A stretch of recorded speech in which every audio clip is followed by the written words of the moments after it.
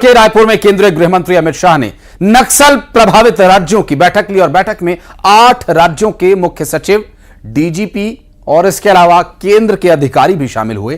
केंद्रीय गृह मंत्री ने मार्च 2026 तक देश को नक्सलवाद मुक्त बनाने की बड़ी बात कही है।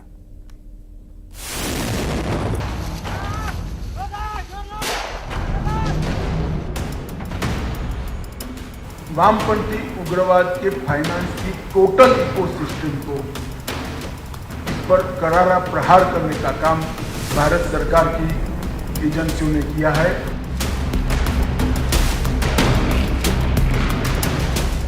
अब सारे अभियानों में तेजी आई है।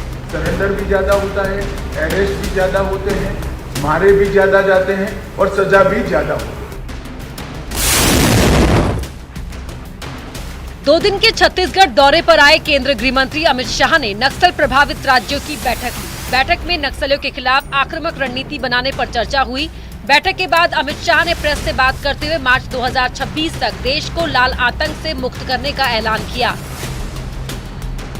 गृह मंत्री ने कहा कि पीएम मोदी की सरकार बनने के बाद देश में वामपंथी उग्रवाद को चैलेंज के रूप में लिया गया और नक्सल उन्मूलन के लिए रणनीति बनाई। शाह ने छत्तीसगढ़ का हवाला देते हुए कहा कि नक्सली हमलों में 53% गिरावट आई है। साथ ही कहा कि नई सरकार बनने के बाद 189 नक्सलियों को ढेर किया गया। गृह मंत्री ने नक्सल समस्या से कारगर तरीके से निपटने के लिए साय सरकार की तारीफ भी की। छत्तीसगढ़ में नई सरकार आने के बाद मैं मुख्यमंत्री जी, उप मुख्यमंत्री और गृह मंत्री को हृदय पूर्वक बधाई देना चाहता हूं कि इन्होंने बड़ी शिद्दत से दोनों मोर्चों में बहुत अच्छा काम किया है। 179 वामपंथी उग्रवादियों को न्यूट्रलाइज करने का काम 1 अगस्त महीने तक हुआ है। 559 लोगों को गिरफ्तार किया गया, 540 ने आत्मसमर्पण किया है और हिडमा के गांव में हमारा गृह मंत्री जाकर गांव वालों से बात कर उनको आधार कार्ड और आयुष्मान भारत का कार्ड देता है तो दिल्ली में बैठकर बहुत संतोष होता है।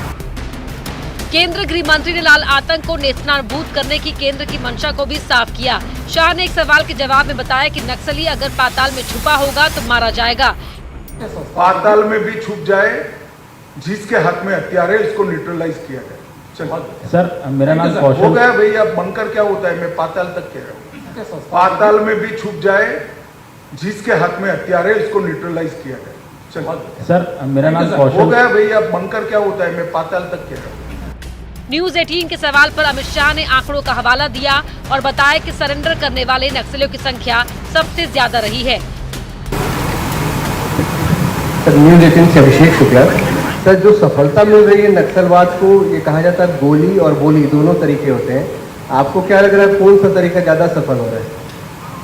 देखिए, हम तो पहले जो लोग सरेंडर होना चाहते हैं उनको मौका देना चाहते हैं, इसीलिए सबसे बड़ा आंकड़ा सरेंडर होने का है, उसके बाद गिरफ्तारी का है और उसके बाद मृत्यु का है। तो आंकड़े ही बताते हैं प्रायोरिटी सरकार की क्या है। मगर जब आप AK-47 लेकर एंगेज करोगे सिक्योरिटी फोर्सेस को और गांवों को, तो इसके लिए तो हमारे पास और कोई रास्ता नहीं। अमित शाह ने केंद्रीय एजेंसियों का हवाला दिया और बताया नक्सलियों पर शिकंजा कसने में इनके सहयोग से सफलता मिल रही है। शाह ने NIA के तर्ज पर SIA बनाने और ताकतवर बनाने की बात कही। इससे पहले रायपुर में अंतर्राज्यीय समन्वय समिति की बैठक में छत्तीसगढ़ के अलावा झारखंड, ओडिशा, मध्य प्रदेश, आंध्र प्रदेश, तेलंगाना और महाराष्ट्र के मुख्य सचिव और DGP ने नक्सली समस्या के समाधान और रणनीति पर चर्चा की। इस बैठक में उग्रवाद के खिलाफ आगे की रणनीति भी तैयार की गई है। न्यूज 18 के लिए रायपुर से अभिषेक शुक्ल की रिपोर्ट।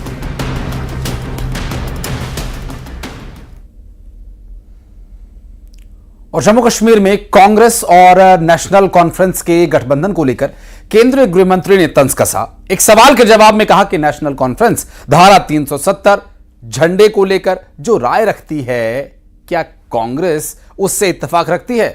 वहीं OBC रिजर्वेशन को लेकर भी अमित शाह ने कांग्रेस पर तंज कसा और सवाल पूछा। प्रश्न नहीं उठाए, मैंने प्रश्न उठाया कि नेशनल कॉन्फ्रेंस का जो एजेंडा है तो उनके अलायंस पार्टनर कांग्रेस पार्टी और श्री राहुल गांधी इसके साथ सहमत है या नहीं है वो घोषणा करे। एजेंडा क्या है नेशनल कॉन्फ्रेंस का, जिसको प्रिंटेड उन्होंने बांटा है? एजेंडा क्या है? कश्मीर का अलग ध्वज बनेगा राष्ट्र ध्वज के सामने, जो पहले था वो वापस लाना चाहता है। क्या कांग्रेस पार्टी इसके साथ सहमत है? 370 वापस इंट्रोड्यूस करने की मांग रखेंगे, क्या कांग्रेस पार्टी इसके सहमत है?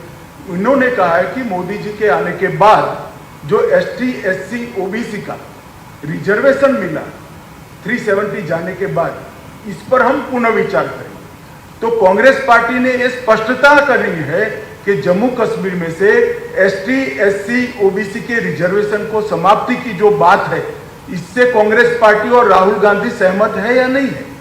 क्योंकि कांग्रेस पार्टी का पुराना इतिहास है, OBC के रिजर्वेशन को इतने सालों तक केवल और केवल कांग्रेस पार्टी ने ही लटका कर रखा। तो इस विषय पर स्पष्टता करना बहुत जरूरी है, इसलिए मैंने कल 10 सवाल पूछे।